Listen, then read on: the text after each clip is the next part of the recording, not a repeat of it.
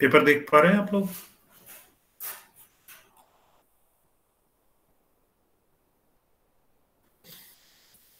ये question paper देख पा रहे हैं? Yes sir. Yes sir. अच्छा, हम डिस्कस करना शुरू कर, समझ पाएंगे आप उसे? जी सर।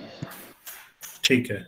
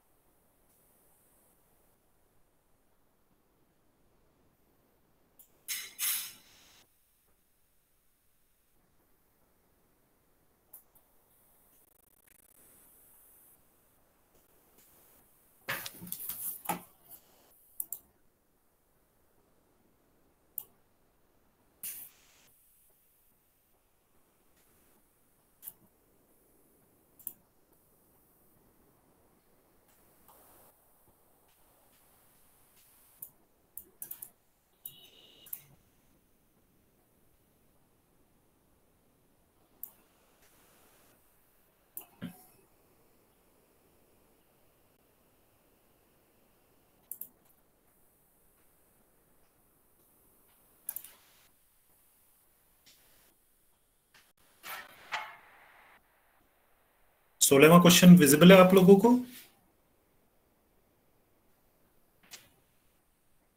Yes sir. हाँ, तो जी सर। 16वां क्वेश्चन मैं पढ़ना शुरू करता हूं आपके लिए।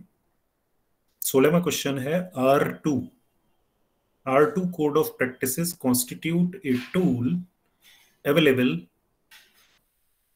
ये हमारे पास हिंदी का पेपर नहीं है, इंग्लिश का ही पेपर है। कोई दिक्कत तो नहीं है आप लोगों को? No sir. आई थिंक समझने में कोई दिक्कत नहीं आएगी आपको, नो सर। है ना? समझने में कोई दिक्कत नहीं आनी चाहिए। हम इसको धीरे धीरे समझने की कोशिश करते हैं कि हमको आंसर कैसे करने होते हैं क्वेश्चंस। आप बहुत अलर्ट होके इस पेपर को देखेंगे, क्योंकि आप ही वो होंगे जो आने वाले 1-2 साल में इसी तरह का एक पेपर अटेम्प्ट कर रहे होंगे। और उस पेपर को अटेम्प्ट करते वक्त, उस टेस्ट को या उस क्वेश्चन को अटेम्प्ट करते वक्त क्या अलर्टनेस की जरूरत होती है, हम डिस्कस करेंगे। पहली चीज है, क्वेश्चन अटेम्प्ट करते वक्त आपको बहुत जल्दी नहीं करनी है। पेपर को जल्दी कर लेना कोई अचीवमेंट नहीं है, पेपर को सही कर लेना एक अचीवमेंट है। टाइम से कर लेना ठीक है, लेकिन वो इतना जल्दी या ओवर कॉन्फिडेंट होकर कोई काम नहीं करना होता है। 16th हम क्वेश्चन देखते हैं। R2, R for Rajasthan, R2 code of practices constitute a tool available for promoting the adoption of। यानी R2 code of practice किस चीज के लिए एक टूल का काम करता है? क्या अडॉप्ट करना चाहते हैं, क्या अडॉप्ट करने के लिए एक टूल का काम करेगा, है ना? तो अलग अलग, हाँ, तो किस चीज के लिए वो टूल का काम करता है, ये चीज हम देखेंगे इसमें। तो फर्स्ट ऑप्शन देखिए, environmentally responsible practices in electronics recycling industry. Option B देखिए, ecological management of wetlands of international importance under the Ramsar convention.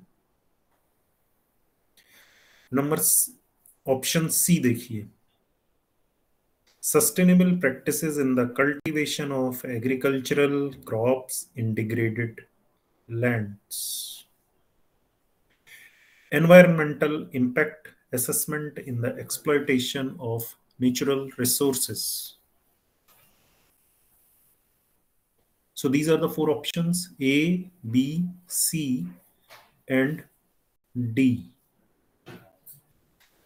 अगर आप लोगों में से बहुत लोगों ने ये क्वेश्चंस अटेम्प्ट नहीं किए हैं, तो मैं आप लोगों से जानना चाहूंगा, आप क्या ऑप्शन सोचते हैं इसका? प्रतीक्षा।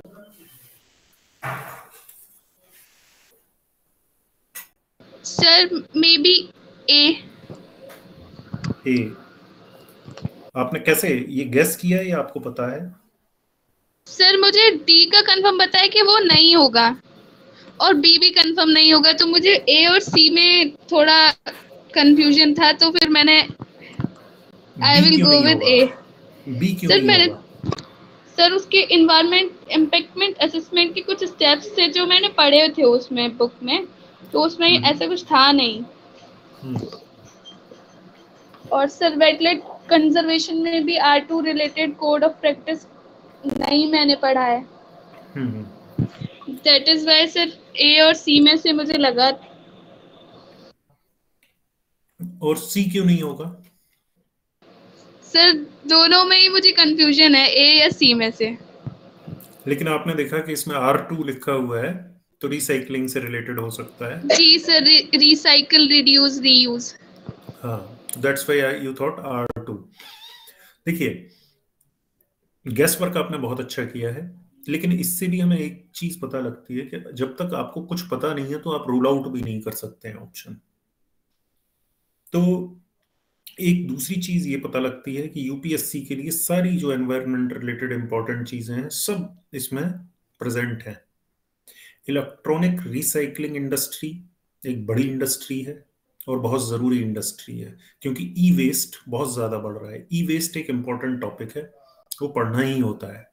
ई वेस्ट के बारे में आपको बेसिक डेटाज भी पता होने चाहिए, जो फैक्चुअल नॉलेज है कि कौन सा स्टेट सबसे ज्यादा ई वेस्ट जनरेट करता है, इंडिया की क्या पोजीशन है ई वेस्ट में, ई वेस्ट रिलेटेड कन्वेंशंस कौन कौन से हैं, ये सब पता होना चाहिए।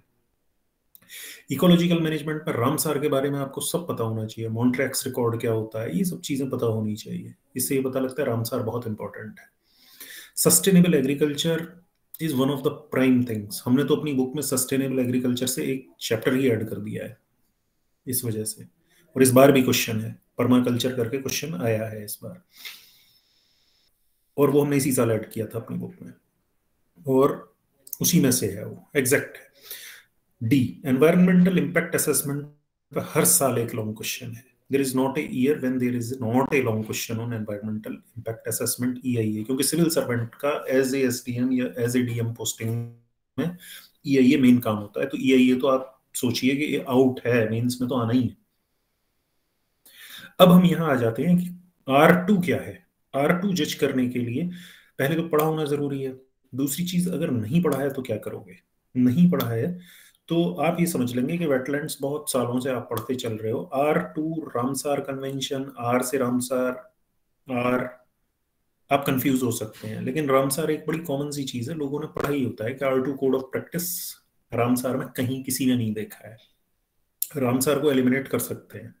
Sustainable practices in cultivation of agricultural crops in degraded India, degraded lands, not India. तो ऐसा भी एग्रीकल्चर क्रॉप से रिलेटेड भी हम कुछ नहीं देखते हैं, क्योंकि प्रैक्टिसेस बहुत सारी हैं, एक स्पेसिफाइड कोड होना बड़ा मुश्किल है। एग्रीकल्चर क्रॉप डिग्रेडेड लैंड में स्पेसिफाइड कोड होना बड़ा मुश्किल है। अगर स्पेसिफाइड कोड्स कहीं हो सकते हैं तो या तो वो ईआईए में होंगे, या तो इसका ऑप्शन डी फॉर दिल्ली होगा, या उसका ऑप्शन ए फॉर अमृतसर, यानी कि इलेक्ट्रॉनिक रिसाइकलिंग। अब हम ये सोचते हैं कि आर फॉर रिसाइकलिंग है, और ईआईए में हमने कोई कोड ऑफ प्रैक्टिस नहीं पढ़ा, क्योंकि ईआईए ज्यादातर लोग जो सिविल सर्विसेज मेन की तैयारी करते हैं ईआईए तो पढ़ते ही हैं। तो ज्यादातर लोग इसका, जिनको सिविल सर्विसेज का थोड़ा आइडिया है, they will go for a, and yes, a is the correct answer. ठीक है? Are you getting me, listening to me all of you? Yes sir. तो देखने में क्वेश्चन खतरनाक लगता है, लेकिन it doesn't constitute a major threat. ज्यादातर लोग इसको कर लेंगे। अब दूसरी चीज आती है इलेक्ट्रॉनिक रिसाइकलिंग इंडस्ट्री में जो R2 कोड ऑफ प्रैक्टिसेस है। इन कोड ऑफ प्रैक्टिसेस को फॉलो करने से जो कंपनी है जो भी इलेक्ट्रॉनिक गुड्स बनाती है उसे बहुत फायदा होता है। जो R2 कंप्लायंट कंपनी होती है उससे अपस्ट्रीम, यानी बड़े बड़े जो ऑर्गेनाइजेशंस है, दे विल बाय गुड्स, क्योंकि उनको भी ये शो करना होता है कि वो अपना कितना प्रोडक्ट रिसाइकल कर रहे हैं, ये कहाँ से वो खरीद रहे हैं। किसी ऐसी कंपनी से तो नहीं खरीद रहे हैं जो ई वेस्ट कंप्लायंट नहीं है या ई वेस्ट प्रैक्टिसेस को कंप्लाई नहीं करती है। दूसरा, R2 code of practices consumer, जो हमारे जैसा छोटा कंज्यूमर है उसके लिए भी बहुत इंपॉर्टेंट है। सपोज उसने एक लैपटॉप खरीदा, बाद में वही कंपनी उसको अप्रोच करती है या नहीं करती है, या टीवी खरीदा, बाद में वही कंपनी उसको अप्रोच करती है या नहीं करती है कि भाई अपना पुराना टीवी दे दो या पुराना लैपटॉप दे दो, बदले में नया ले लो, इतना डिस्काउंट मिलेगा। तो जो R2 code of practice follow करता है उसका मार्केट भी बढ़ जाता है, और वो रीजनरेशन, रिसाइकल, रीयूज, ये वाला 3R वाला कॉम्प्लेक्स है उसको फॉलो कर रहा है। ठीक है, तो मेरा कहने का मतलब है एक क्वेश्चन आपको एक सीख देता है, एक इंडिकेशन देता है कि यूपीएससी के लिए ई वेस्ट बहुत इंपॉर्टेंट है, रामसार बहुत इंपॉर्टेंट है, सस्टेनेबल एग्रीकल्चर बहुत इंपॉर्टेंट है, एनवायरमेंटल इंपैक्ट असेसमेंट की इंपॉर्टेंस को अंडर एस्टिमेट कर ही नहीं सकते हैं।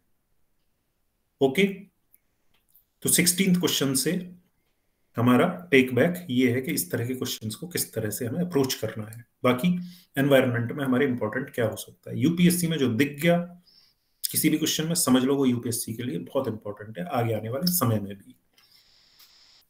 नेक्स्ट क्वेश्चन पर चले हम लोग, with your permission. Yes sir. Yes sir. Next question पर हम आते हैं।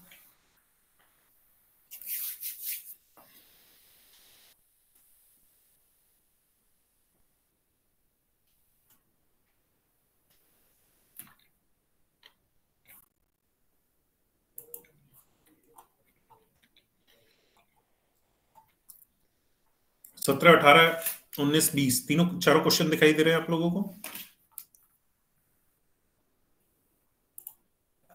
Yes sir. ठीक है, तो हम पहला क्वेश्चन देखते हैं इसमें। ये अब आप एक चीज देखेंगे कि पहला क्वेश्चन भी इंडस्ट्रियल पॉल्यूशन से रिलेटेड है, ई वेस्ट रिलेटेड इंडस्ट्रियल पॉल्यूशन। दूसरा क्वेश्चन भी इंडस्ट्रियल पॉल्यूशन से रिलेटेड है, और तीसरा क्वेश्चन भी ऑयल रिफाइनरीज के पॉल्यूशन यानी इंडस्ट्रियल पॉल्यूशन से रिलेटेड है। पॉल्यूशन का वेटेज पिछले कुछ सालों में काफी कम था, एक आध क्वेश्चन आया तो आ गया, लेकिन इस साल आप देखें 16, 17, 18 तीनों क्वेश्चन लगातार इंडस्ट्रियल पॉल्यूशन से आ रहे हैं। अब देखते हैं question number 17। Why there is a concern about copper smelting plants? They may release lethal quantities of carbon monoxide into the environment.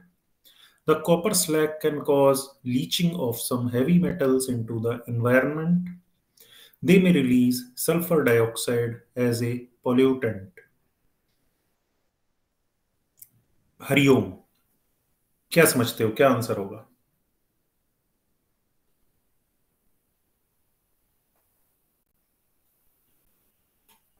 Sir मुझे लगता है सर 1 और 3 होगा सर।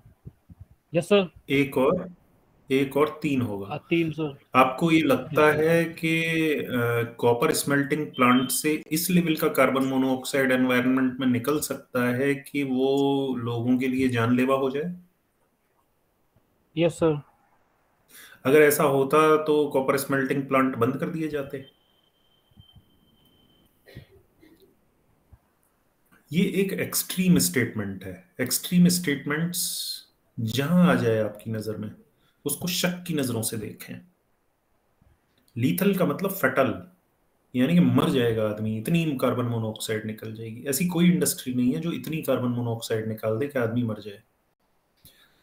थोड़ा बहुत कार्बन मोनोऑक्साइड फॉसिल फ्यूल के कंजम्पशन से या इनकम्प्लीट कंजम्पशन से, पूरी तरह न जल पाए कार्बन तो कार्बन मोनोऑक्साइड निकलता है, अदरवाइज कार्बन डाइऑक्साइड निकलता है। तो lethal quantities of carbon monoxide नहीं निकल सकता है। नो डाउट थोड़ा बहुत कार्बन मोनोऑक्साइड निकलता है, लेकिन इन्होंने एक एक्सट्रीम स्टेटमेंट देके, एक बड़ा स्टेटमेंट देके आप सब लोगों को डिस्ट्रैक्ट करने की कोशिश की है। तो 1 तो कम से कम नहीं है, और अगर 1 नहीं है तो क्या है? बड़ा आसान हो गया है। तो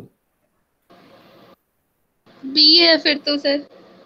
बस इन्होंने एक एक्सट्रीम स्टेटमेंट देके सिर्फ आपको डिस्ट्रैक्ट करने की कोशिश की है और कुछ भी नहीं है। Copper slag can cause leaching of some heavy metal into the environment. Yes, leaching can happen. Leaching means पानी के साथ वो या तो ग्राउंड वाटर में चले जाएंगे या वाटर बॉडीज में चले जाएंगे।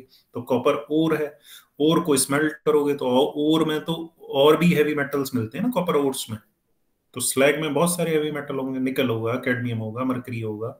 तो हैवी मेटल्स तो लीच होंगे ही। तीसरी चीज, सल्फर डाइऑक्साइड कॉपर स्मेल्टिंग में एक कॉमन पॉल्यूटेंट होता है, ठीक है, इसमें कोई शुबा नहीं है। तो 17 में का 2 और 3 यानी कि B is the correct option. आगे चलते हैं।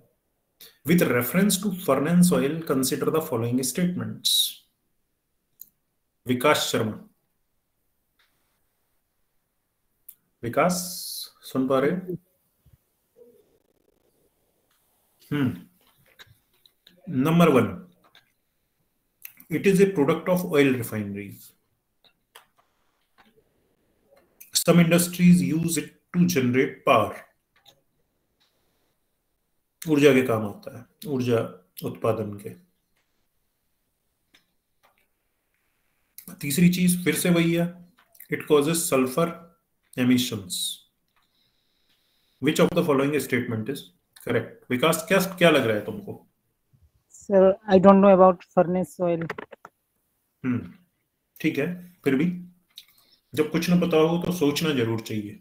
कभी कभी ऐसा होता है सिर्फ थोड़ा सोचने से ही सवाल हो जाता है, आपको पूरी नॉलेज की जरूरत ही नहीं होती। ये चीज बहुत काम आती है, सोचिए।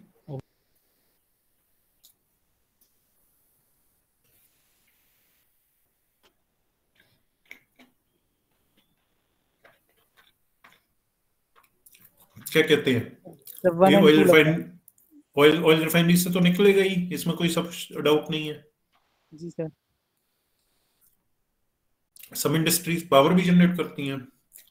अच्छा, सल्फर एमिशन करता है या नहीं करता है? सर कर सकता है सर, उसमें मतलब ये रिफाइनरी में मतलब डीजल क्रूड ऑयल वगैरह मतलब एक्सट्रैक्ट करते हैं, तो शायद हो सकता है सर। ये इसमें 3 ऑप्शंस लग रहे हैं मुझे, 1 2 3। यू आर राइट, इसमें तीनों ऑप्शन करेक्ट होंगे। ऑयल रिफाइनरीज का प्रोडक्ट होता है, बाई प्रोडक्ट होता है, इसकी कोई इसमें डाउट नहीं है। कुछ इंडस्ट्रीज इसे पावर जनरेट करने के लिए यूज करती हैं, क्यों नहीं यूज करेंगी? एनर्जी का तो जो भी सोर्स होगा यूज किया ही जा सकता है, लेकिन ये सल्फर एमिशन करता है। कोई सवाल पूछा क्यों गया? पूछा इसलिए गया क्योंकि करंट अफेयर्स में अभी 2020 के अक्टूबर के हिंदू में आप उठा के देखेंगे तो सुप्रीम कोर्ट का डायरेक्शन था एनजीटी के ऑब्जर्वेशन के बाद, नेशनल ग्रीन ट्रिब्यूनल के ऑब्जर्वेशन के बाद, कि जो भी पीट कोक यानी जो कोल होता है, पीट कोक और फर्नेस ऑयल यूज करने वाली इंडस्ट्रीज हैं, उन्हें दिल्ली में बंद किया जाए। क्यों बंद किया जाए? क्योंकि वो सल्फर डाइऑक्साइड पॉल्यूशन करती हैं और दिल्ली का तो वैसे ही एयर पॉल्यूशन बहुत ज्यादा है, जो एयर क्वालिटी इंडेक्स है वो बहुत खराब है। तो ये एक तरीके से करंट अफेयर का भी क्वेश्चन है, और इंडस्ट्रियल पॉल्यूशन के रिगार्डिंग थोड़ा सा नॉलेज हो तो ये क्वेश्चन किया जा सकता है। Next, what is blue carbon? Carbon captured by ocean and coastal ecosystems, carbon sequestered यानी कि कार्बन डाइऑक्साइड एब्जॉर्प्शन। सीक्वेस्ट्रेशन का मतलब एब्जॉर्प्शन, कार्बन कैप्चर का भी मतलब carbon absorption, carbon dioxide absorption. Carbon sequestration का भी मतलब carbon dioxide absorption in forests, biomass and agricultural soils. Carbon content in petroleum and natural gas, carbon present in the atmosphere. Blue carbon किसको बोलेंगे? बबीता।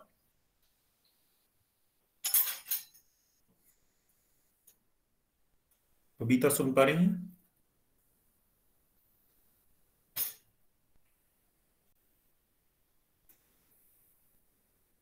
सविता, बबीता से connection नहीं हो पा रहा है। यस, हेलो बबीता, बबीता, हाँ बताओ। हाँ सर, 19 वाला सवाल दिख रहा है आपको, what is blue carbon? Yes sir. Sir इसका फर्स्ट ऑप्शन सही होगा। बहुत बढ़िया, बहुत आसान क्वेश्चन है। Yes sir. कई जगह हम पढ़ते रहते हैं ब्लू कार्बन किस कार्बन को कहते हैं? जो ओशियंस के प्लांट्स और माइक्रोस्कोपिक प्लांट्स होते हैं वो एटमॉस्फेयर की कार्बन डाइऑक्साइड को यूज करके फोटोसिंथेसिस कर रहे हैं। तो क्या हो रहा है? कार्बन डाइऑक्साइड को वातावरण में कम कर रहे हैं। कार्बन डाइऑक्साइड एक ग्रीन हाउस गैस है, ग्रीन हाउस गैस का वातावरण में कम होना ही कार्बन सीक्वेस्ट्रेशन है। तो ओशियंस और कोस्टल इकोसिस्टम यानी कि ओशन के माइक्रोस्कोपिक प्लांट, छोटे छोटे जो सेल्यूलर, जिसको फाइटोप्लैंक्टन कहते हैं, वो समुद्र के किनारे जो घास, मैंग्रोव, सी ग्रास और जो एल्गी वगैरह उगते हैं वो भी फोटोसिंथेसिस करते हैं। तो ये करीब करीब 50% ऑफ जो कार्बन डाइऑक्साइड है ना, इसी तरीके से सीक्वेस्टर या कैप्चर होती है ओशन और कोस्टल इकोसिस्टम्स में, और बड़ा फास्ट हो जाती है, बहुत ज्यादा टाइम भी नहीं लगता। इसीलिए ओशन और कोस्टल इकोसिस्टम्स को कहा गया है कि these are the major carbon sinks. यहाँ कार्बन डाइऑक्साइड कैप्चर कर ली जाती है, इसलिए इनको कार्बन सिंक भी बोला जाता है। So definitely A is the correct answer. Question number 20 पे चलते हैं। ये तो डायरेक्ट क्वेश्चन है, ये हमने पढ़ाया भी है। In nature, which of the following is most likely to found surviving on a surface without soil? जहां soil बनी ही नहीं है वहां इनमें से कौन सर्वाइव करेगा? Savita Mishra.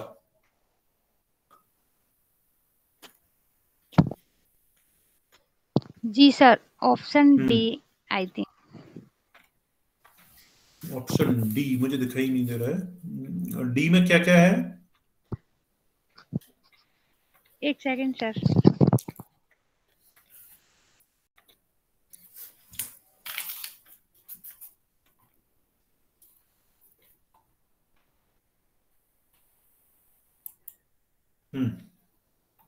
Sir mushroom, lichen. देखो,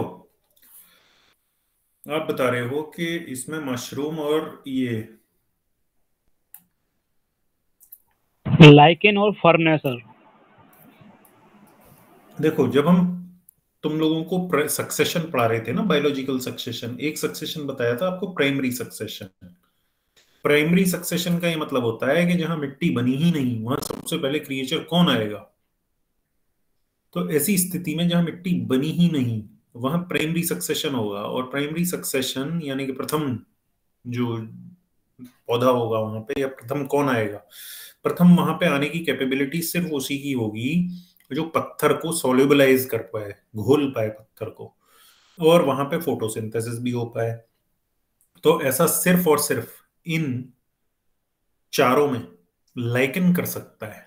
लाइकेन के पास फंगस भी होते हैं जो सेप्रोफाइटिक होते हैं, यानी कि गलाने सड़ाने की क्षमता होती है उनके अंदर, और लाइकेन में फंगाई और एल्गी भी होता है। एल्गी फोटोसिंथेसिस करके खाना बनाता है, फंगाई उससे अपना काम भी चलाता है और उसको घोलता भी है। जब वो घुलता जाता है तो नई मिट्टी तैयार हो जाती है। उस नई मिट्टी के ऊपर फिर नए पौधे आते हैं, नए पौधे जैसे मॉस, फिर उसके बाद मॉस के बाद अगले पौधे फर्न वगैरह आ जाते हैं। मशरूम के बारे में बोला गया, मशरूम भी एक फंगस है, वो हो सकता था, एक चांस था, लेकिन हमारे पास कोई ऐसा ऑप्शन नहीं है जिसमें 2 और 4 एक साथ हो। तो 2 तो डेफिनेटली है ही, और पहला और तीसरा नहीं है। पहला और तीसरा नहीं है क्योंकि मॉस बिना सॉइल के नहीं हो सकता, फर्न बिना सॉइल के नहीं हो सकता। लाइकेन है अकेला जो बिना सॉइल के हो सकता है, और मशरूम के कुछ चांस है, लेकिन मशरूम साथ में ऑप्शन में ही नहीं है। तो इसमें हमारा ऑप्शन हो जाता है B, 2 only. B for Bombay, 2 only is the correct option. All of you getting it? Yes sir. Yes sir. ये प्राइमरी सक्सेशन का एक क्वेश्चन है जो कि कंफ्यूज करने के लिए दिया गया है, लेकिन किसी को भी, जैसा कि हमने बताया था अपनी क्लास में, हमारी बुक में भी साफ साफ लिखा हुआ है कि प्राइमरी सक्सेशन में लाइकेन ही सबसे पहले आएगा। फिर लाइकेन के आने के बाद बहुत सारे लाइकेन आते जाएंगे। पहले क्रस्टियोज वाला आएगा, पतला सा लाइकेन, फिर फ्रक्टियोज आएगा, बहुत जल्दी जल्दी आएंगे, मरेंगे जल्दी आएंगे, और जमीन तैयार करेंगे, मिट्टी तैयार करेंगे, जिससे कि अगली खेप पौधों की, जैसे मॉस की, फर्न की, इनकी आ पाए। इन प्लांट्स में, मॉस और फर्न में क्या होता है कि डंडी नहीं होती, हार्डवुड नहीं होती। जाइलम और फ्लोएम फूड और वाटर कंडक्टिंग के लिए इनमें से किसी में नहीं होता।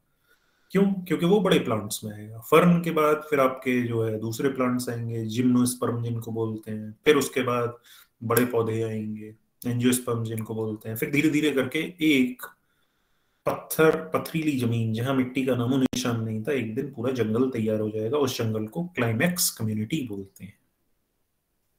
यही है सक्सेशन। लास्ट टाइम से टेस्ट में भी था क्वेश्चन, ये टेस्ट में था। राइट, यू आर राइट जी sir. Pratiksha, you are right. तो इसमें यही है कि lichen is the first one, और इसमें सवाल भी यही पूछा है कि विदाउट सॉइल, जहां मिट्टी है ही नहीं। जब मिट्टी है ही नहीं तो मिट्टी तैयार करने वाला आना चाहिए ना। तो मिट्टी तैयार करने वाला इनमें कौन है लाइकेन के अलावा? कोई नहीं, है ना। यानी कि हमें फंगस और एल्गी दोनों का कॉम्बिनेशन चाहिएगा। मशरूम अकेला भी नहीं कर पाएगा। मशरूम अकेला कैसे सरवाइव कैसे करेगा ये बताओ, जब खाना ही नहीं है। मशरूम अकेला भी सरवाइव नहीं करेगा, क्योंकि खाना तो चाहिए ना मशरूम को। मशरूम फंगस है, और फंगस को खाना बना के कौन देगा? एल्गी। तो ऐसी एसोसिएशन सिर्फ लाइकेन में हो सकती है, और लाइकेन ही पायनियर कम्युनिटी बोला जाता है हमेशा। It is a Pioneer community. समझ में आया? चलें आगे। Yes sir.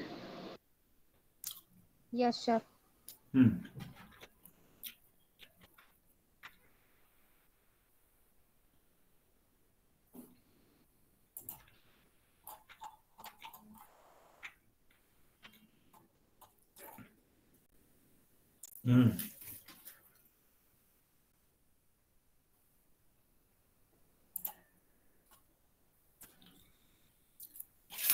किस्म सवाल सबको दिखाई दे रहा है? Yes sir. 21वां बड़ा आसान क्वेश्चन है। अगर आजकल के उससे कोई अवेयर है तो आप देखते होंगे, आजकल तो ऐड भी आता है लेमन ग्रास की अगरबत्ती बिकने लगी है। Yes sir. और उसका रीजन यही है कि हेलो, कौन बोल रहे हैं? अच्छा, ओह निशु, कौन कितने नंबर है भाई?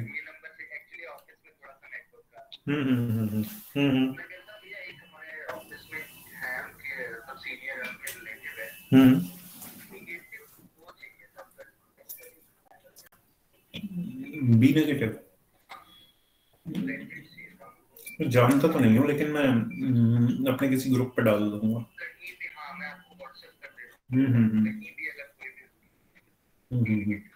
ठीक है। ठीक है, ओके।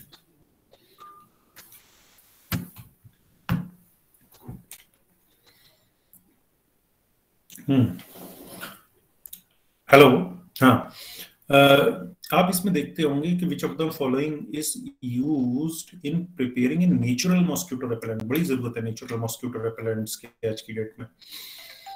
तो आजकल आप देखते होंगे लेमन ग्रास के एड्स भी आते हैं। लेमन ग्रास की लोग अगरबत्तियां भी बना रहे हैं। और इसकी एक कैरेक्टरिस्टिक होती है कि एक डिप्टेरा नाम का ऑर्डर होता है इंसेक्ट्स का। तो डिप्टेरा नाम के इंसेक्ट्स में हाउस फ्लाई है, मॉस्किटो है, ये सब आते हैं। तो ये छोटे इंसेक्ट सब भाग जाते हैं लेमन ग्रास जलाने से घर में। तो it is a kind of question of general knowledge. आजकल सब लोग, बहुत सारे लोग लेमन ग्रास यूज करते हैं। कांग्रेस ग्रास एक गाजर घास जिसको बोलते हैं, तो ये एक एलर्जिक ग्रास होती है। एलिफेंट ग्रास एक अलग ग्रास है। नट ग्रास से अलग अलग तरह की ग्रासेस हैं। इनके बारे में जानना चाहें तो जान सकते हैं, अदरवाइज ये क्वेश्चन करंट अफेयर्स से है। रीजन कि lemon grass was quite in news के जो है मॉस्किटो कंट्रोल में काम में आती है। ठीक है, अब हम चलते हैं। Consider the following kind of organisms: copepods, cyanobacteria, diatoms and foraminifera, foraminiferans. तो आप देखिए कौन कौन से ऑर्गेनिज्म क्या करते हैं, इसको हम एक बार देखते हैं।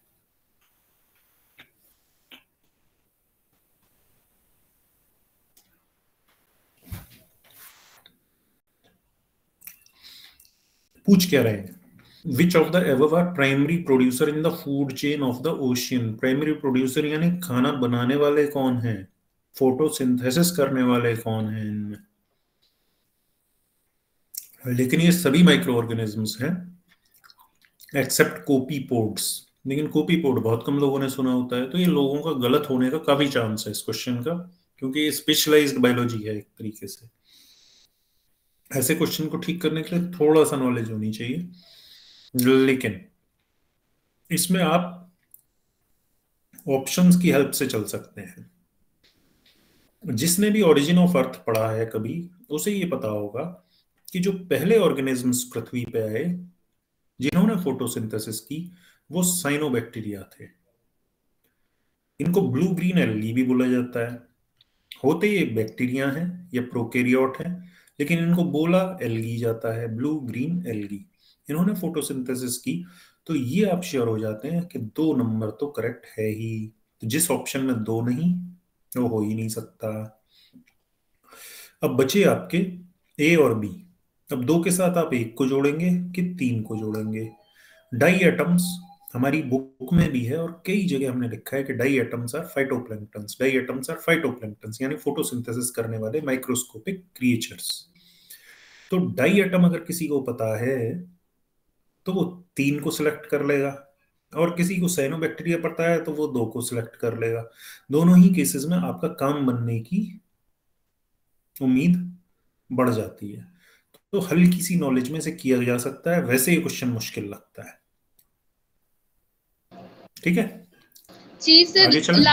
लास्ट सेकंड टेस्ट में क्वेश्चन भी था सर एक्वेटिक फूड चेन का, उसमें यही थी डायटम क्रस्टेशियन हेरिंग। एग्जैक्टली।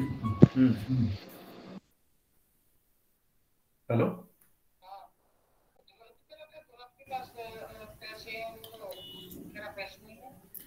ध्रुव के कंप्यूटर में पढ़े तो थे, कह रहा था वो मेरे पास हैं, बच गए। तो ध्रुव ने बोला नहीं है। ध्रुव है या कोई और है वहां पे? नहीं, अभी एक नया सा लड़का बैठने लगा है, तो उससे कोई नहीं, कह दो सैंपल ले ले, पैसे का तो मैं देख लूंगा आके। ठीक है, कोई बात नहीं, वो सब एडजस्ट हो जाएगा, कहाँ जाएगा। ठीक है,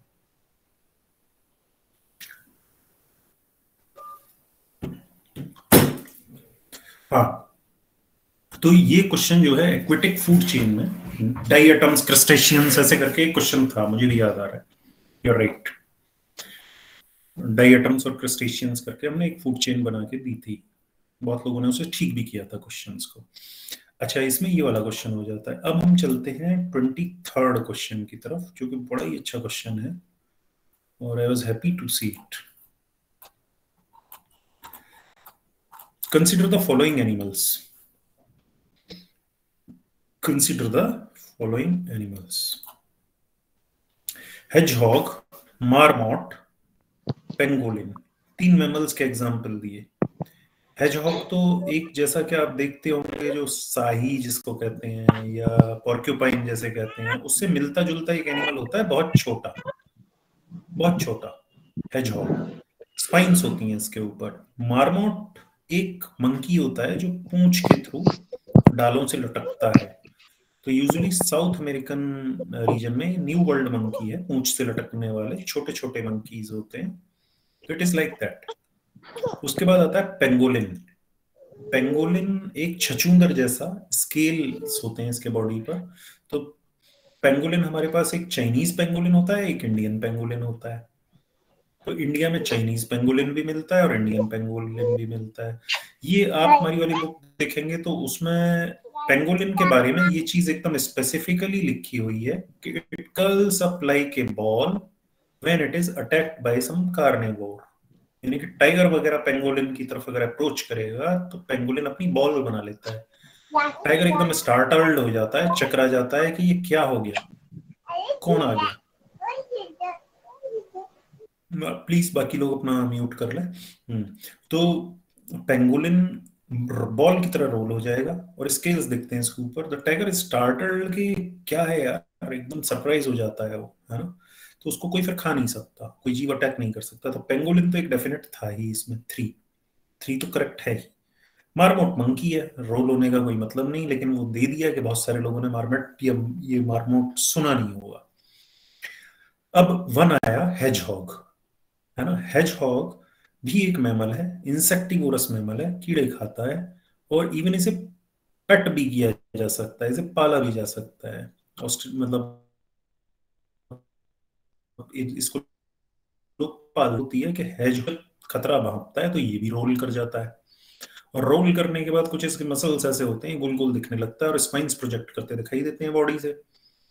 तो इसका भी प्रोटेक्टिव मैकेनिज्म रोल करना है और पेंगोलिन का भी प्रोटेक्टिव मैकेनिज्म रोल कर जाना है। ठीक है, अब दूसरी चीज ये आती है, जैसे हेजहॉग जो लोग पालते हैं ना, तो जो लोग जानवरों को पालते हैं और भी एक आध जानवर पाल लेते हैं, तो किसी ने हेजहॉग और कुत्ता दोनों पाल रखा है, अभी कुत्ता जाके हेजहॉग को सूंघने लगता है तो हेजहॉग रोल कर जाता है, कुत्ता घबरा जाता है। तो ये एक प्रोटेक्टिव मैकेनिज्म है अपने आप को कार्निवोर्स से बचाने का, हेजहॉग का और पेंगोलिन का। अच्छा, दूसरी चीज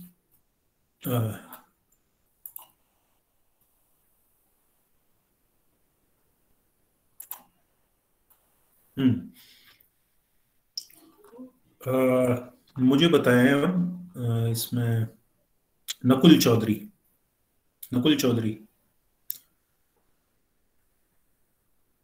सुन पा रहे हैं?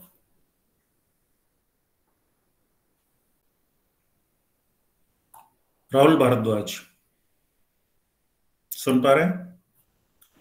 Yes sir. हाँ, राहुल भारद्वाज, ये बताओ कौन, नकुल हो कि राहुल हो? नकुल सर, नकुल चौधरी। हाँ, नकुल चौधरी एक चीज बताएं कि ये पेंगोलिन जो है, इंडिया में दो तरह का पेंगोलिन मिलता है। चाइनीज पेंगोलिन भी मिलता है नॉर्थ इंडिया में, चाइना में भी मिलता है, इंडिया में भी मिलता है चाइनीज पेंगोलिन। ऐसा नहीं ये सिर्फ चाइना में मिलेगा। ये कौन सा वाला एंडेंजर्ड है और कौन सा वाला क्या है? इज इट क्रिटिकली एंडेंजर्ड और एंडेंजर्ड और वल्नरेबल? किस तरह के कैरेक्टरिस्टिक में आता है चाइनीज पेंगोलिन? सॉरी सर, इसके बारे में सर आइडिया नहीं है सर। हाँ, ये पेंगोलिन जो है, पेंगोलिन बेसिकली चाइनीज मेडिसिन में बहुत यूज किया जाता है।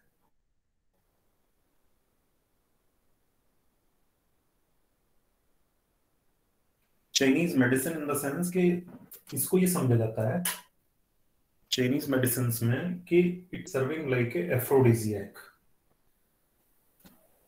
यानी लोग समझते हैं कि इससे कुछ अलग टाइप की ऊर्जाज मिलेंगी।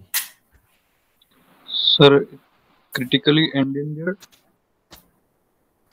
एंडेंजर्ड कार्तिक ने बताया, critically endangered, and Kartik is right.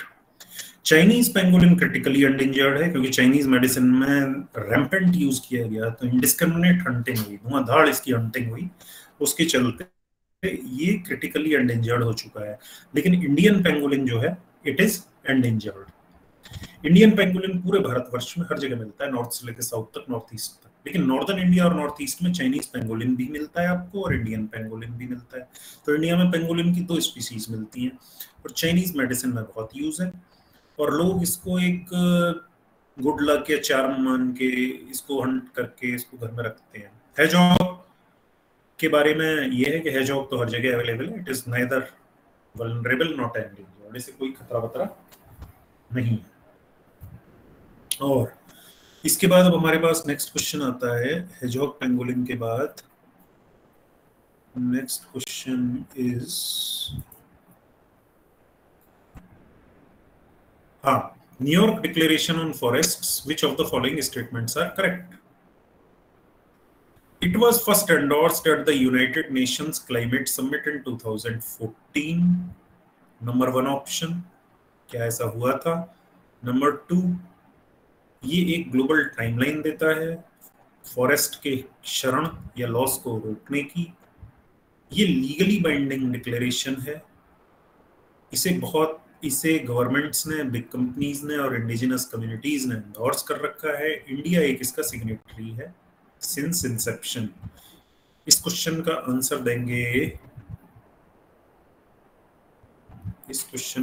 देंगे, ये उड़ान किसका नाम है? उड़ान,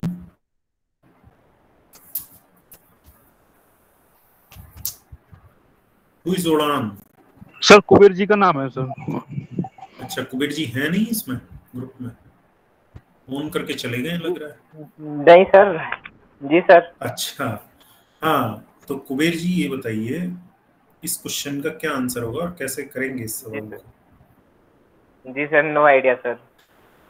देखो कुछ चीजें इसमें फैक्चुअल हैं। It was endorsed at United Nations climate summit in 2014। पढ़ा है तो बता पाएंगे, नहीं तो नहीं बता पाएंगे। ग्लोबल टाइमलाइन देता है लॉस ऑफ फॉरेस्ट को एंड करने के लिए, ये तो होगा ही होगा। डिक्लेरेशन ऑन फॉरेस्ट है तो यही कर रहा होगा, ठीक है। तो 2 जिस ऑप्शन में है वो तो सही होना चाहिए ही। अगर आप इस बात को भी पकड़ पाते हैं तो कम से कम आप ए और डी में फिक्स हो जाते हैं, समझ रहे हैं। यानी आपका 50% चांस है कि क्वेश्चन सही हो जाए। अब आ जाते हैं हम तीसरे ऑप्शन पे। It is a legally binding international declaration. ज्यादातर डिक्लेरेशन 4-5 डिक्लेरेशन को छोड़ के लीगली बाइंडिंग नहीं है, तो ये भी अंदाजा यही रख सकते हैं कि बहुत पॉपुलर डिक्लेरेशन नहीं है और फॉरेस्ट्स का डिक्लेरेशन है सिर्फ, तो ये लीगली बाइंडिंग नहीं होगा। सर इसका डी वाला होना चाहिए, 2 और 5। नहीं, मैं जो कह रहा हूँ उस बात को सुनिए। It is a legally binding international declaration. Legally binding होने की संभावना बहुत कम है। मतलब मैं इसको सिर्फ ऐसे कर रहा हूँ कि जैसे मैं एक स्टूडेंट हूँ और मैंने इस क्वेश्चन को कभी न देखा है न पढ़ा है इसके बारे में, आप भी वैसे ही अगर इसको करेंगे तो समझ अच्छी होगी। With declaration to New York Declaration on Forest, which of the following statement is correct? It was first endorsed at United Nations Climate Summit. 1, ये मुझे नहीं पता सही है या नहीं है। It endorses a global timeline to end the loss of forest. Forest की बात है तो forest में और क्या करोगे? Forest के लॉस को ही तो रोकोगे। कोई ना कोई पॉइंट तो लॉस ऑफ फॉरेस्ट को लेके होगा ही डिक्लेरेशन में। ये बात तो तय है ना? Yes Yes sir. or no? तो ऑप्शन 2 तो इसका सही होना ही चाहिए।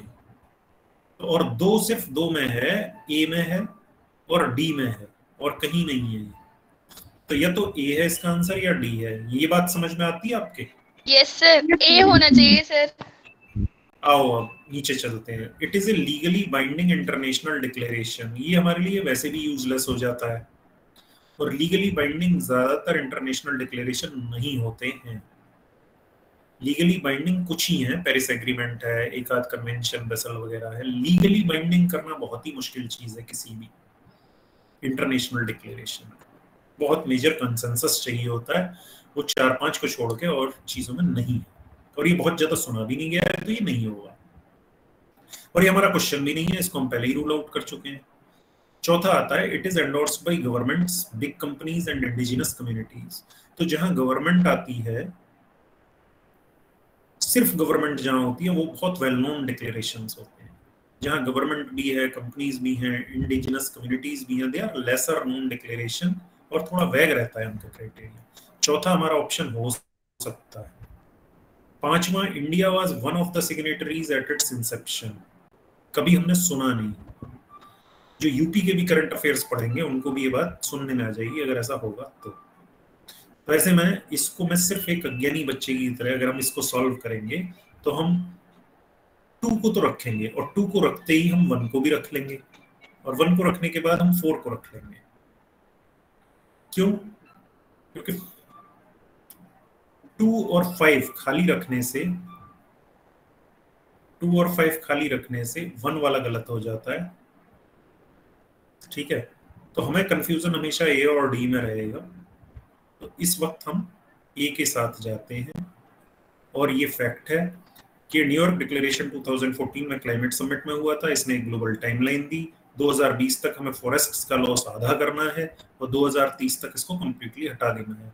ये नॉन लीगली बाइंडिंग डिक्लेरेशन है। कम से कम 150 गवर्नमेंट, टोटल 150 मिला के टोटल 150 इंस्टीट्यूशंस और गवर्नमेंट्स और कंपनीज ने इसको एंडोर्स किया है। इंडिया सिर्फ 30 कंट्रीज हैं इसको साइन करने वाले, 30 गवर्नमेंट है। India is not one of them. 1, 2 and 4 is the correct answer. अब चलते हैं 25 नंबर क्वेश्चन पर। देख पा रहे हैं 25 को पूरा? सर जैसे सर यस सर हम जैसे सर वनडे एग्जाम में सर करते हैं, जैसे सर ऑप्शन मिलान के लिए देता है तो उसमें सर कॉमन ले लेते हैं सर, जैसे ज्यादा जिसमें आ रहा है तो उसके अकॉर्डिंग सर आइडिया हो सकता है सर इसमें। नहीं, इसमें आइडिया नहीं होगा। इसमें आइडिया उसी तरह से होगा कि आपने बस थोड़ा सा आप असम्पशन कर सकते हैं। मैंने बोला ना आपको कि 50% चांस है कि ये गलत हो जाएगा आपका, लेकिन जहां 50% चांस हो ना गलत होने का, वहां चांस लेने में कोई घबराहट नहीं होनी चाहिए। ठीक है, यहाँ पर 50% चांस है गलत होने का, तो इस क्वेश्चन को आप अटेम्प्ट करेंगे, इस बात को समझिए बस। 2 आपका ठीक है और 2 2 ऑप्शंस में है, फिर आप चाहे इसे लगाएं या इसे लगाएं, ये आपकी चॉइस है और आपकी जो पार्शियल नॉलेज है उस पर भी डिपेंड करता है। अब हम आगे चलते हैं, ये हम नेक्स्ट क्वेश्चन पर आते हैं। Magnetite particle. मैग्नेटाइट पार्टिकल वो पार्टिकल्स होते हैं जिनके अंदर मैग्नेटिक प्रॉपर्टी आ गई हो, वो पार्टिकुलेट मैटर जिसमें मैग्नेटिक प्रॉपर्टी आ गई हो। अब ऐसा पार्टिकुलेट मैटर जो कि 0.5 माइक्रोन से छोटा होता है, अगर वो लंग्स के थ्रू ब्लड में चला जाता है तो वो क्या करेगा, न्यूरो डिजेनरेटिव प्रॉब्लम करेगा, जैसे अल्जाइमर डिजीज कर देगा, डिमेंशिया यानी कि भूलने की बीमारी हो जाएगी। अब ये पूछ रहे हैं कि मैग्नेटाइट पार्टिकल कहाँ से निकलते हैं।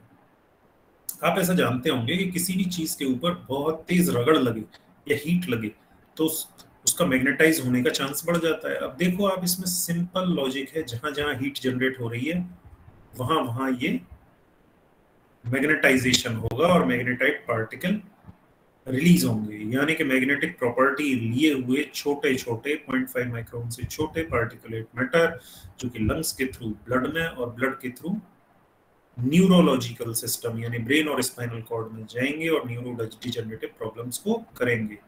Breaks motor vehicle major source होता है, जो टायर का क्रश होता है ब्रेक के साथ, उसमें मैग्नेटाइज जो पार्टिकल्स निकलते हैं ना, टायर का वियर टियर जो होता है वो मैग्नेटाइज हो जाते हैं, वो एयर में छोटे छोटे पार्टिकल्स के रूप में फ्लोट करते रहते हैं। इंजन एग्जॉस्ट गर्म होता है, वहां भी बॉडी में वियर टियर होता है, उससे भी मैग्नेटाइज। माइक्रोवेव स्टोव्स, माइक्रोवेव में हीट जनरेट होती है, कुछ ना कुछ उसके अंदर प्रोडक्ट्स होते हैं, वहां भी मैग्नेटाइजेशन होगा। पावर प्लांट्स, कोल और हीट का कॉम्बिनेशन है, मैग्नेटाइज पार्टिकल्स जनरेट होंगे। टेलीफोन लाइंस 1 2 3 4 तो आपके करेक्ट हो गए, 1 2 3 4 करेक्ट हो गए तो 5 ऑब्वियसली इज विद देम। थोड़ा बहुत हीट इनमें भी जनरेट होती है। अब टेलीफोन लाइंस तो बहुत बहुत तरह के पढ़ने लगे तो it was a little doubtful option, लेकिन सिंस 1 2 3 4 के साथ था तो 5 में ही हम जाएंगे, इसमें कोई डाउट नहीं। अब आते हैं 26 क्वेश्चन पर। Which of the following is a filter feeder. Filter feeder का मतलब ये है कि, चलो आप ही से पूछ लेते हैं इसको। वैभव, क्या आंसर होगा इसका? वैभव पाठक। सर नहीं पता। अंदाजा लगाओ, सोचो। फिल्टर फीडर का क्या मतलब होना चाहिए बताओ? फिल्टर किसको कहते हो? सब प्योरीफाई करने के लिए किसी चीज को फिल्टर। अरे भाई, जैसे चाय है, चाय छान रहे हो छन्नी से। Yes sir. चाय बनाइए कभी? सर हाँ। पत्ती एक तरफ रह जाती है, चाय एक तरफ निकल जाती है ना? Yes sir. अब फिल्टर जो फीडर होंगे वो तुम्हें कहाँ मिलेंगे? पानी में मिलेंगे। Yes sir. क्यों? क्योंकि पानी को छोड़ देना है और फूड को ले लेना है। लेकिन अब इसमें हमें ये ताज्जुब होता है कि ये तीनों तो जीव पानी में रहने वाले हैं। कैटफिश, ऑक्टोपस, ऑयस्टर, तीनों पानी के हो गए। चौथी ये बर्ड है पेलिकन, ये भी शिकार करती है मछलियों का, एक तरह से पानी में डुबकी लगाती है। तो सारे पानी वाले हैं कि नहीं है? Yes sir. अब हम इसमें ये देखते हैं फिल्टर फीडर की जरूरत किसको पड़ रही है। कैटफिश मोटा मोटा छोटी मछलियों को, कीड़ों को खा लेती है, नहीं जरूरत है। ऑक्टोपस आपको पता है आर्म्स होती हैं, पकड़ लेता है, खा लेता है। पेलिकन नीचे मोटी सी चोंच में वो थूथन जैसी लटकी रहती है, उसमें मछली को रख लेती है, वो भी खा जाती है धीरे धीरे करके। बचा ऑयस्टर। ऑयस्टर यानी कि जिसमें मोती बनता है, सीपी। उसके अंदर एक मैकेनिज्म होता है, उसके अंदर छोटे छोटे हेयर जैसे होते हैं, सीरियल लाइक स्ट्रक्चर। वो पानी को फेंकते रहते हैं और छोटे छोटे खाने के पदार्थ जो आते रहते हैं उनको अंदर ले लेते हैं। तो यहाँ पर ऑयस्टर यानी कि मोती बनाने वाला जो जीव होता है वही फिल्टर फीडर है। ठीक है। अब 27 नंबर दिखाई दे रहा है सबको? यस और इसका आंसर कौन देगा? ये कराया जा चुका है आप सबको, बिल्कुल डिटो। सी सर। वेरी गुड प्रतीक्षा, गुड। आप देखते हैं कि हम दो तरह की साइकिल डिस्कस की थी हमने, एक सेडिमेंट्री साइकिल और गैसियस साइकिल। कार्बन साइकिल और नाइट्रोजन साइकिल का एटमॉस्फेरिक कंपोनेंट बहुत ज्यादा होता है, इसलिए ये हो गई एटमॉस्फेरिक साइकिल। फॉस्फोरस और सल्फर साइकिल का सेडिमेंट्री यानी कि अर्थ बेस्ड कंपोनेंट ज्यादा होता है, वो हो गई सेडिमेंट्री साइकिल। अब सेडिमेंट्री साइकिल में इन्होंने ये पूछा है कि वेदरिंग यानी कि पत्थरों का टूटना फूटना मेन सोर्स होता है उस न्यूट्रिएंट का साइकिल में जाने का, तो वो कौन सी साइकिल होगी? Phosphorus cycle. Very good. Sulphur cycle में सल्फर डाइऑक्साइड एक माइनर कंपोनेंट एटमॉस्फेयर में होता है, सल्फर साइकिल का भी, लेकिन फॉस्फोरस साइकिल का कोई भी एटमॉस्फेरिक कंपोनेंट नहीं होता। फॉस्फोरस फर्टिलाइजर्स बनाने के लिए पूरी पूरी तरह से एक्सट्रैक्शन हमें फॉस्फेट रॉक्स से ही करना होता है। ठीक है, आगे चलें। Yes sir. Next question.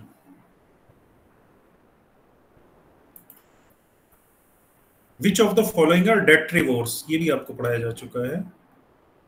डेट्रीवोर्स कौन से जीव होते हैं? That feed on dead ones. That feed on dead ones. Very nice. तो आप क्या जैसा समझते हैं कौन कौन से डेट्रीवोर होंगे? So, earthworm, millipedes, woodlice. Very good. Very good. Jellyfish और सी हॉर्सेस को छोड़ के सभी डेट्रीवोर्स हैं। तो 1, 3 और 5 is the correct answer. Jellyfish आपने देखा है, जेलीफिश के टेंटिकल्स होते हैं और वो छोटे छोटे लाइव क्रिएचर्स को खा सकती है। सी हॉर्सेस तो एक फिश है, वो छोटी मछलियों को भी खा सकते हैं और इंसेक्ट्स भी खा सकते हैं। तो 1, 3 and 5 is the correct answer. Detrivores decomposition जो प्रोसेस होता है उसका एक इम्पॉर्टेंट पार्ट होते हैं। डेड ऑर्गेनिक मैटर को, चाहे वो पत्तियां हों या मरे हुए जानवर हों, उनको छोटे छोटे टुकड़ों में तोड़ते हैं, उसको फ्रेगमेंटेशन कहते हैं। फ्रेगमेंट करने के बाद उसको सोल्यूबलाइज करते हैं और उसको वापस न्यूट्रिएंट साइकिल में इंजेक्ट कर देते हैं, वापस वो न्यूट्रिशन साइकिल में चला जाता है। डेट्रीवोर्स वहां डोमिनेंट होते हैं जहां डेट्रिटस फूड चेन होती है, DFC, यानी कि ट्रॉपिकल रेन फॉरेस्ट्स में आपको जमीन पे खाने वाले कीड़े, वुडलाइस, मिलीपीड्स, डेट्रीवोर्स, इस तरह की चीजें बहुत मिलेंगी। तो ये डेट्रिटस फूड चेन का बड़ा इंपॉर्टेंट कंपोनेंट होते हैं और रीसाइकल, न्यूट्रिएंट्स की रीसाइकल करने में इनका रोल अनुपम है। ठीक है, नेक्स्ट। अब हम आ जाते हैं, ये सारे क्वेश्चन आप अभी तक देख रहे हैं, नॉन स्टॉप एनवायरनमेंट चल रहा है। 16 से लेके हम 28 तक कर चुके हैं। It means we have done 13 questions. 29th, the common carbon metric supported by UNEP has been developed for। देखिए आधी बात तो इन्होंने खुद ही बता दी, common carbon metric by UNEP. UNEP का भी एक स्मॉल पोर्शन अगर वो बता देते तो क्वेश्चन पूरा का पूरा खुद ही हो जाता है ना। कोई बता सकता है कॉमन कार्बन मैट्रिक क्या है? कोई, एनीबॉडी? संजीव परिहार बता सकते हैं? जी सर। हाँ बताओ।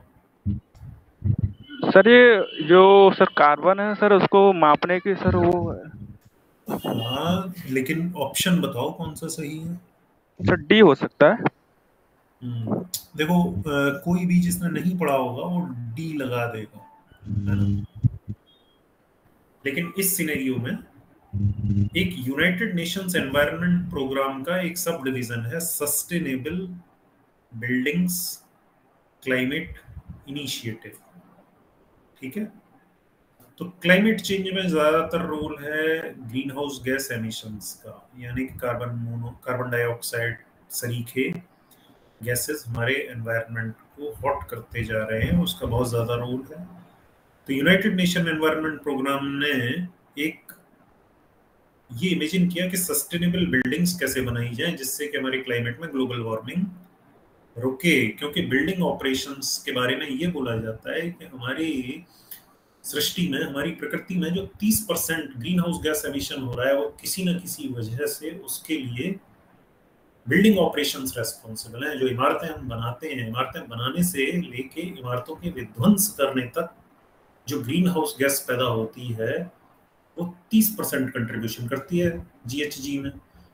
लेकिन अगर हम ऐसा कोई टूल, ऐसा कोई मापक बना लें जिससे हमें पता लगे कौन सी बिल्डिंग बनाने में से लेके अंत तक कितना कार्बन प्रोड्यूस कर रही है, उसको वेरीफाई कर पाएं, उसको मेजर कर पाएं, उसको स्टैंडर्डाइज कर पाएं, तो हम 40% तक ग्रीन हाउस गैस एमिशंस जो बिल्डिंग ऑपरेशंस के थ्रू होता है उसे रोक सकते हैं, ऐसा सोचा गया। तो प्रोसेस में है कि हम ऐसा एक कॉमन कार्बन मैट्रिक बनाएंगे यूनेप के इनिशिएटिव में, जो बिल्डिंग ऑपरेशन से जनरेट होने वाले ग्रीन हाउस गैस के उत्पादन को कम करेगा। 30% से 40% तक कमी आएगी। बिल्डिंग की पूरी साइकिल में बिल्डिंग जब बन रही होती है तब करीब करीब 80% ग्रीन हाउस गैस एमिशन उस बिल्डिंग के बनने में होता है।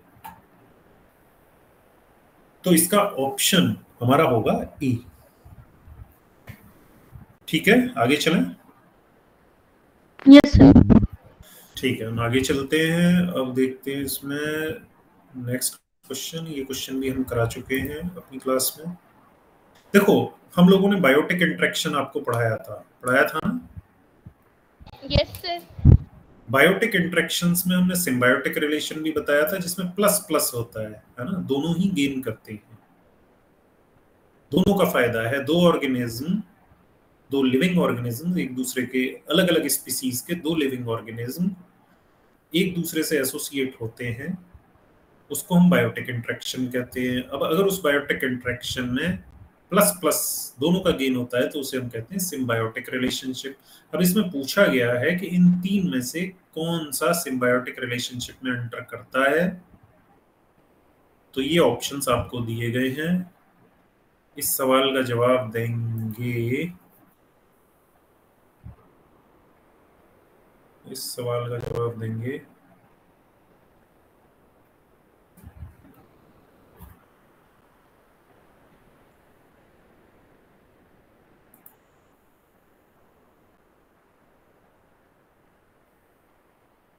कोई भी दीजिए इसका जवाब, कोई भी दीजिए, मैं ढूंढ नहीं पा रहा हूँ। पूनम त्रिपाठी आप दे दो।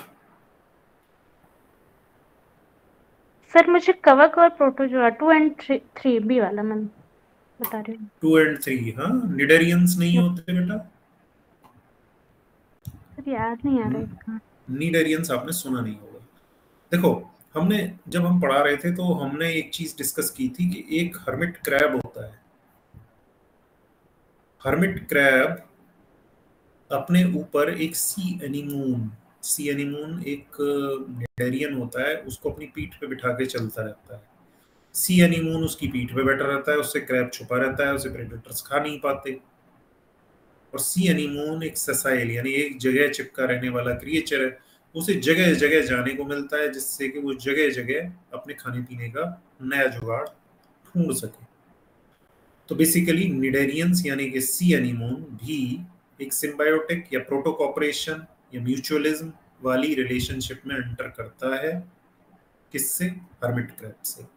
एक एग्जांपल हो गया, फंगाई आपको अच्छे से पता है कि फंगाई तो एल्गी के साथ जब एसोसिएट होता है तो उसको लाइकेन बोलते हैं। एक क्वेश्चन पहले भी आ चुका है अभी। तीसरा बचा प्रोटोजोआ। प्रोटोजोआ में एक बड़ा अच्छा एग्जांपल हम आपको देते हैं कि आपने देखा होगा दीमक लग जाती है घर में, दीमक दरवाजों को खा जाती है, टेबल को खा जाती है, बुक्स को खा जाती है। कैसे? क्या दीमक डाइजेस्ट कर लेती है वुड को? नहीं। टर्माइट के गट में एक प्रोटोजोआ रहता है जिसको कहते हैं ट्राइकोनिम्फ। ट्राइकोनिम्फ की एक कैरेक्टरिस्टिक होती है कि वुड में जो सेल्यूलोज होता है, सबसे हार्ड कंपाउंड, उसको भी डाइजेस्ट कर देता है। तो दीमक जो एकदम चूरा कर देती है दरवाजे का, वो किसकी मदद से करती है? प्रोटोजोआ की मदद से। तो ये एक एग्जांपल है किसका? सिम्बायोटिक रिलेशनशिप का, प्रोटोजोआ का। तो 1 2 3 और भी न्यूमरस एग्जांपल हैं, but we are lacking in time. लेकिन हम ये चीज एस्टेब्लिश कर सकते हैं कि जो भी हम अब तक डिस्कस कर रहे हैं या क्लासेस में हम जो कुछ पढ़ रहे हैं, उसी से मिलते जुलते क्वेश्चंस आ रहे हैं। अगर आप इसी में फोकस करते रहें तो you will be able to crack at least 15 to 20% of the UPSC with minimal effort. Are you getting me, all of you? Yes, sir. ठीक है। अब हम इसमें नेक्स्ट क्वेश्चन में आते हैं। ये है हमारा हर्मिट क्रैब जो है यूप्रेगस। हर्मिट क्रैब यूप्रेगस होता है और उसके साथ होता है सी एनीमोन। सी एनीमोन एक निडेरियन है। दूसरे और भी एग्जांपल है, कुछ सारे हाइड्रास वगैरह होते हैं जिनके अंदर छोटे छोटे ज़ूज़ेंथेला नाम के ऑर्गेनिज्म रहते हैं जो फोटोसिंथेसिस भी करते हैं। और भी एग्जांपल्स हैं, we will discuss it some time later. अभी हम इसको डिस्कस कर लें। 2-3 क्वेश्चन और हैं, उसको देखते हैं। एक क्वेश्चन हम ला रहे हैं अभी। हाँ, ये आ जाइए। आप सब लोग पर्माकल्चर देख पा रहे हैं? 51 क्वेश्चन 51 देख पा रहे हैं? Yes sir. हाँ, तो इसको हम पढ़ते हैं। बड़ा अच्छा क्वेश्चन है और ये इसी बार हमने अपनी बुक में ऐड किया था। सस्टेनेबल एग्रीकल्चर के हमने क्वेश्चन सेट किए थे and we deliberately included permaculture, and I am so glad that this was asked this time. How is permaculture farming different from conventional chemical farming? Permaculture, बस ये पूछा गया है इसमें कि अंतर क्या है conventional से। Permaculture farming discourages monocultural practices, but in conventional chemical farming, monoculture practices are predominant. Permaculture में ऐसा कहीं नहीं लिखा है कि मोनोकल्चर नहीं करना है, और कन्वेंशनल केमिकल फार्मिंग में भी ऐसा नहीं लिखा है कि मोनोकल्चर ही करना है। तो ये कोई डिफरेंस नहीं क्रिएट करता है। Number 2 statement, conventional chemical farming can increase in soil salinity but the occurrence of such phenomena is not observed in permaculture farming. ये एंड रिजल्ट है।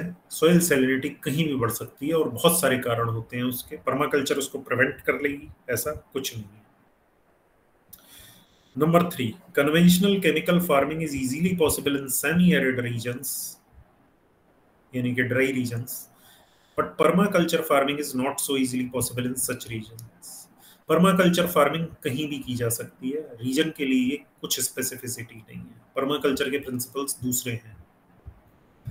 Fourth, practice of mulching is very important in permaculture farming, but not necessarily so in conventional farming. क्या mulching यानी कि पहले से उगी हुई crop या उसके रेजिड्यूज को उसी मिट्टी में उलट देना पर्माकल्चर के लिए बहुत इंपॉर्टेंट है, जबकि केमिकल फार्मिंग कन्वेंशनल में ऐसी कोई रिक्वायरमेंट नहीं है। क्या चौथा स्टेटमेंट सही है? हाँ या ना?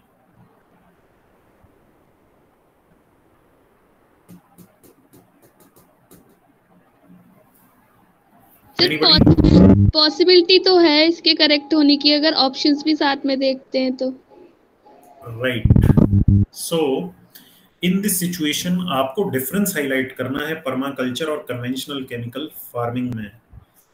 ये क्वेश्चन देखने में बहुत डिफिकल्ट लगता है, लेकिन अब हम आपको पर्माकल्चर के ही बारे में थोड़ा सा बता देते हैं कि पर्माकल्चर क्या है। ठीक है, मैं पर्माकल्चर अपनी ही बुक का मैटर पढ़ के सुनाता हूं आपको, जो मैंने ऐड किया था। Perma is a way of working with nature through thoughtful observation and not thoughtless labor against nature.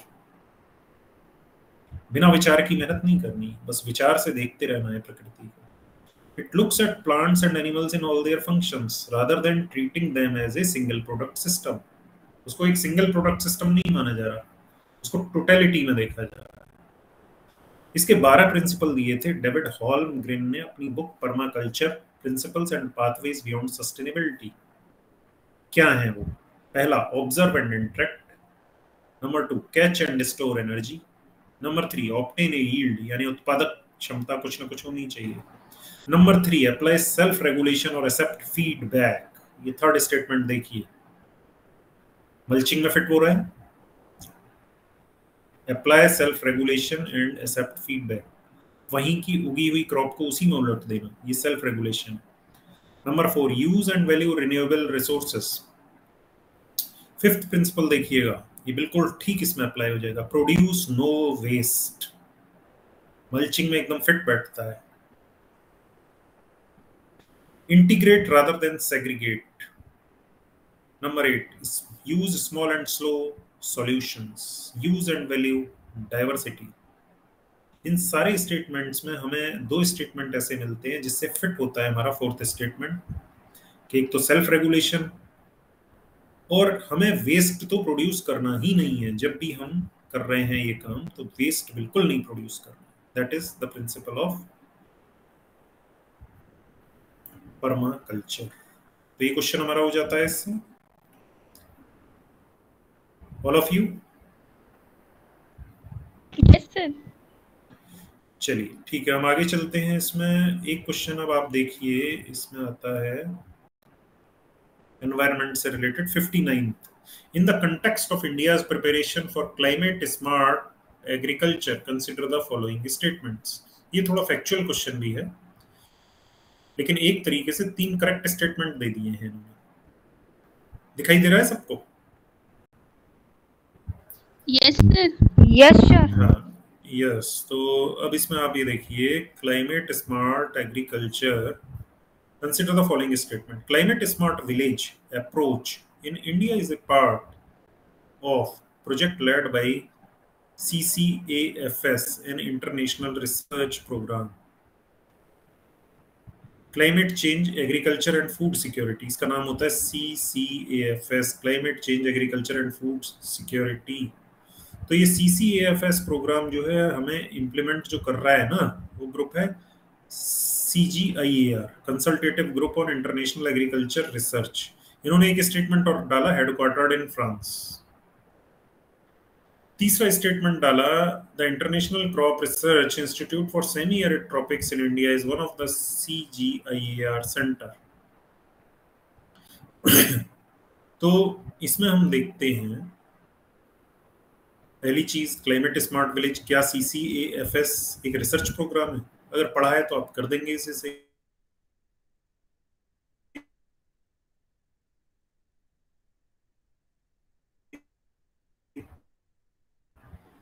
Jodhpur में इंस्टीट्यूट है।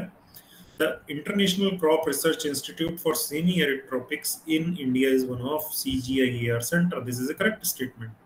3 तो सही नहीं था, लेकिन 3 सही होता तभी BCD में फंस जाते।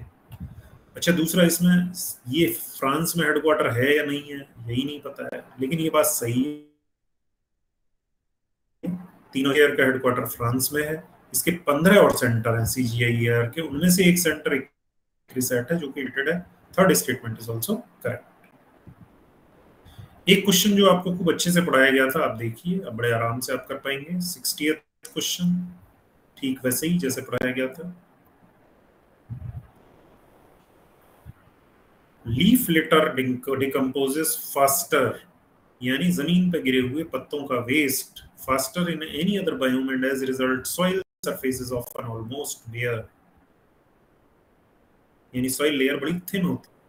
Apart from trees, the vegetation is largely composed of plant forms that reach up into canopy. Canopy word आता ही एक ही जगह है, vicariously, by climbing the trees or growing as epiphytes, बेलों के फॉर्म में या लता पता के फॉर्म में, rooted on the upper branches of the tree.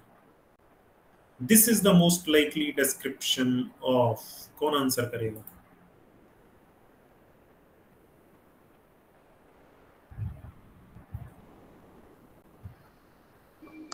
Sir D, tropical rain forest.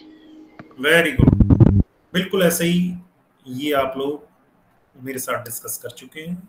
बड़ा इजी क्वेश्चन है, लेकिन स्टेटमेंट इतना बड़ा लिख देते हैं कि बच्चे के घबराने का चांस हो जाता है। अब इसमें हम आते हैं 61, फिर से वही क्वेश्चन, ये भी हम अच्छे से डिस्कस कर चुके हैं। The vegetation of savanna consists of grassland with scattered small trees, but extensive areas have no trees. The forest development in such areas is generally kept in check by one or more or a combination of some conditions. Which of the following are such conditions? Savanna तो देखते ही समझ में आ गया कि fire तो आएगा ही आएगा। Fire दो ही जगह आ रहा है ऑप्शन में। अब देख लो, ग्रेजिंग हर्बीवोर मिलेंगे ही मिलेंगे, 3 आना ही आना है। सीजनल रेनफॉल 90 दिन की धुआंधार रेनफॉल होती है सवाना में। उसके बाद लॉन्ग ड्राई सीजन। डिस्कवरी पे सबसे ज्यादा दिखाया भी सवाना ही जाता है, एनिमल प्लेनेट पे भी सबसे ज्यादा दिखाते हैं, ज्योग्राफी पे भी सबसे ज्यादा दिखाते हैं। क्या इसमें कोई दिक्कत है किसी को? No sir. ठीक है, तो हमारे लिए इसमें बड़ा आराम से हम फायर कैसे लिमिट करता है हम जानते हैं। सवाना में ग्रासलैंड्स होते हैं, ट्रीज बहुत कम होते हैं, ग्रासेस ड्राई हो जाती हैं, नॉन रेनफॉल सीजन में आग लग जाती है। आग लगने से घास का खाद बन जाता है, और घासें वैसे भी सीधी नहीं ग्रो करती, उनकी नोड्स सॉइल में दबी रह जाती हैं। तो एक तो खाद मिल गया जलने के बाद, पैदावार के लिए उसका बीज पहले से जमीन के नीचे मौजूद है। फिर रेनी सीजन में जब जम के रेनफॉल होती है 75 सेंटीमीटर तक की सिर्फ 3 महीने के अंदर, तो एकदम लश ग्रोथ होती है, जबरदस्त ग्रोथ होती है ग्रास की। उधर ग्रास की ग्रोथ होती है, उधर एनिमल्स पैदा होते हैं, ग्रेजर्स पैदा होते हैं, चारों तरफ खुशी खुशी हो जाती है। तो आप तीनों चीजें देख सकते हैं, fire, grazing, herbivores and seasonal rainfall. 2, 3, 4, so easy. अब आप चलते हैं, I think I have done almost 60।